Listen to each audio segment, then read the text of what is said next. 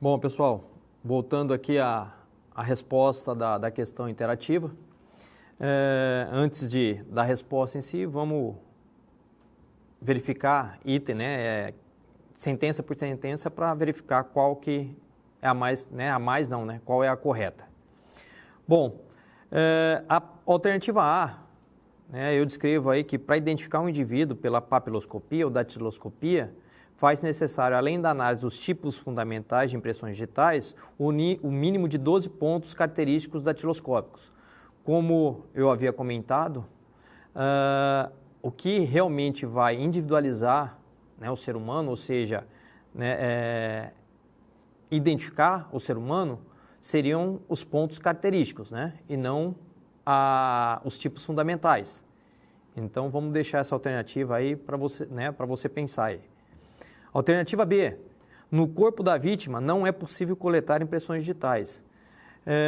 O corpo em si também é possível coletar impressões digitais. Vai depender de várias situações em que esse corpo se encontra, mas um exemplo clássico aí, caso esse latrocínio tenha sido por uma arma branca, normalmente a vítima em si, a vítima e o suspeito em si, do crime, eles entram em uma luta corporal, em uma briga de defesa. E pode sim o suspeito se cortar durante a briga e, no caso, deixar a impressão digital dele com sangue no corpo da vítima. Então, deixar uma tatuagem da impressão digital dele, o molde da impressão digital dele, através do sangue no corpo. Um exemplo que pode, então, no caso, ser identificado uma digital no corpo da vítima. Alternativa C.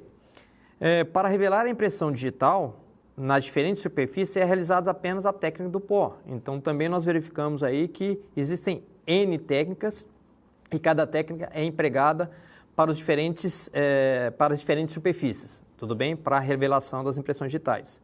Alternativa D. Apenas com os tipos fundamentais de impressão digital é possível identificar o indivíduo. Então, está condizendo a alternativa A, aonde fala que os tipos fundamentais é o principal para a identificação de indivíduo. E como a gente sabe, o que vai identificar realmente, individualizar o indivíduo, seriam os pontos característicos datiloscópicos.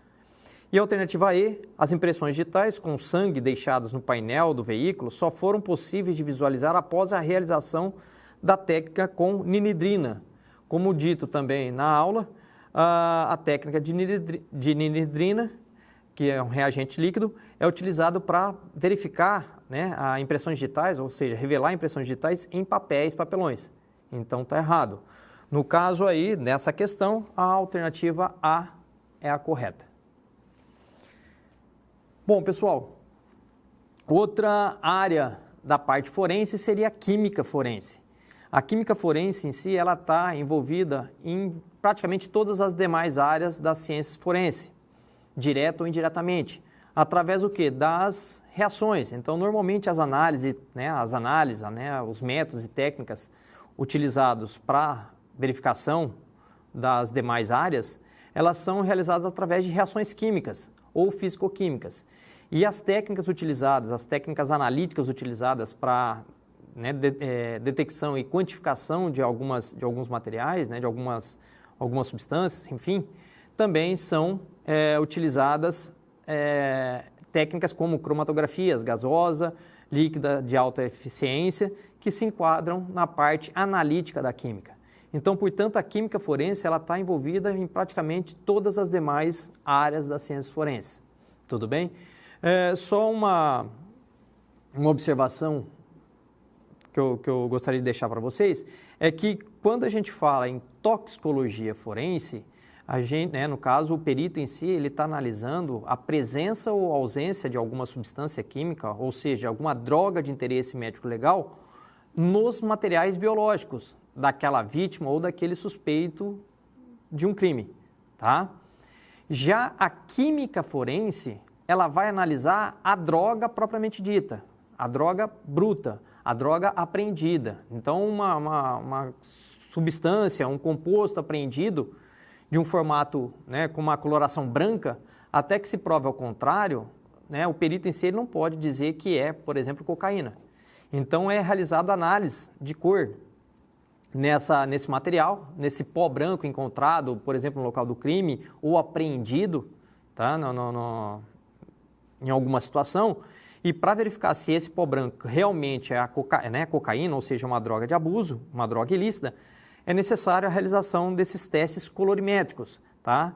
E mais, né, além dos testes colorimétricos, é utilizado métodos analíticos, técnicas analíticas, para quantificar o teor dessa droga, tá? Então, o quanto de coca, por exemplo, que a gente está falando de cocaína, o quanto de coque tem, né, a porcentagem de coque que tem naquele material. Uma vez que muitos sabem que a cocaína em si é um material, um composto em si bastante adulterado pelos criminosos.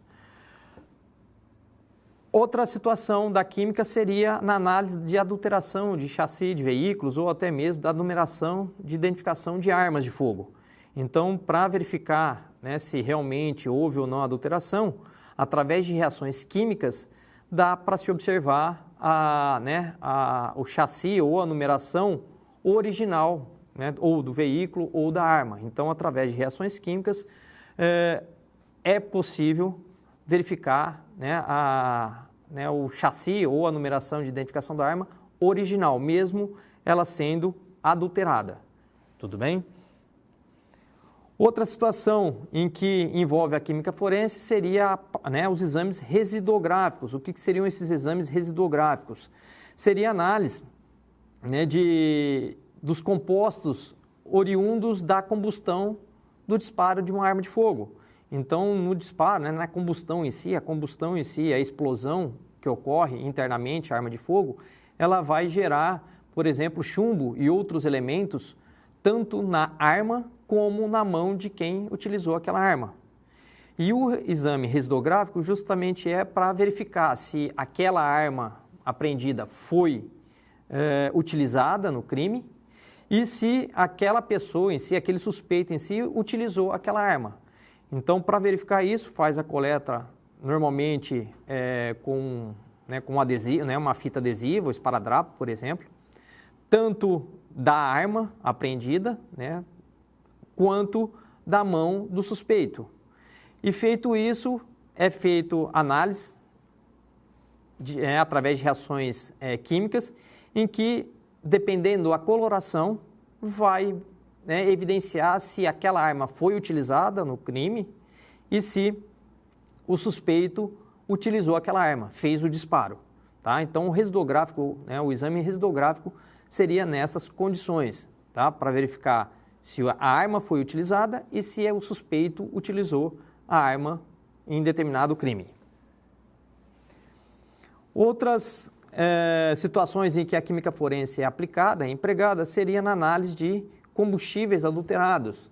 Então, adulteração de combustíveis, né, no caso a gente sabe, aí, a gente verifica constantemente nos noticiários em que postos, principalmente os que, né, não têm bandeira, eles adulteram adicionando mais álcool na gasolina e aí sim, né, se torna um crime e quando esse material chega até o perito, ele faz análise para verificar, por exemplo, né, a porcentagem de álcool na gasolina, tá? Um dos meios. Normalmente essas análises elas são feitas em laboratório, tá? É feito uma prévia no local, mas a grande maioria, né, a análise propriamente dita é feita no laboratório, tá? Do Instituto. Já também em relação a medicamentos, a adulteração de medicamentos, a química forense ela vai analisar de forma analítica, né, essa adulteração através dos compostos utilizados no medicamento. Não sei se vocês sabem, mas, né, um dos medicamentos mais adulterados seria o Viagra, tá certo? E é lógico, além da parte analítica, existem algumas características na própria embalagem para verificar se aquele medicamento foi ou não adulterado.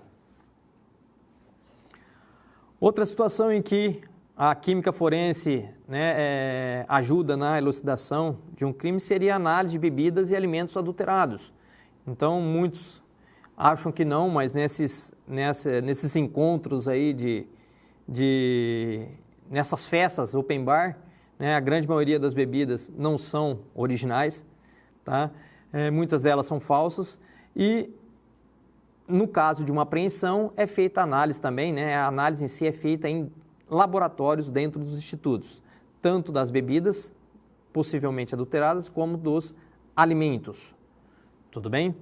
Bom, em relação, né, à química forense, ela tem, né, como eu disse, uma importância não só na área da química forense, mas também nas demais áreas, como na toxicologia forense, né, que é bastante utilizada a parte analítica, e não só a parte analítica, como testes confirmatórios, mas também a parte de, né, as técnicas colorimétricas de reações químicas, utilizadas também como triagem. Portanto, a química forense ela está envolvida em praticamente todas as áreas. E lembrando que a química forense ela vai analisar as drogas de abuso propriamente ditas, as drogas apreendidas.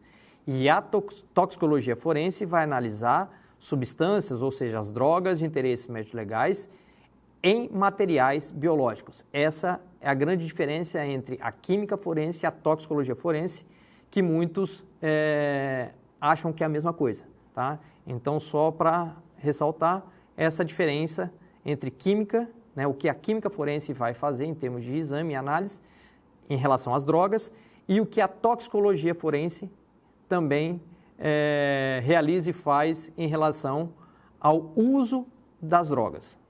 Tudo bem? Bom, para finalizar esse bloco aí da química forense, foi descrito aí uma questão interativa em que o enunciado diz: a grande maioria dos exames nas diferentes áreas das ciências forenses compreende as análises físico-químicas e os procedimentos analíticos. Desta forma, podemos verificar e afirmar que: alternativa A, os peritos da área da química forense se utilizam apenas de testes rápidos e da cromatografia em camada delgada CCD por ser quantitativo para a confirmação dos resultados. Alternativa B, para verificar a suspeita de adulteração de chassi de veículos e do número de identificação de armas de fogo, o perito terá como ferramenta apenas a microscopia, né? No caso, apenas o microscópio. Alternativa C, a perícia para analisar e evidenciar se determinada arma foi usada em um crime de homicídio e se determinado indivíduo foi o autor dos disparos, faz-se o exame residuográfico para confirmar a presença de elementos oriundos da combustão que ocorre no interior do estojo da munição. Alternativa D, quando há suspeita de adulteração de combustível e de bebidas, o perito realiza os exames analíticos como cromatografia gasosa ou líquida, no próprio local em que está sendo autuado. E a alternativa E, para verificar a adulteração de medicamentos pela perícia, basta fazer análises cromatográficas. Já voltamos.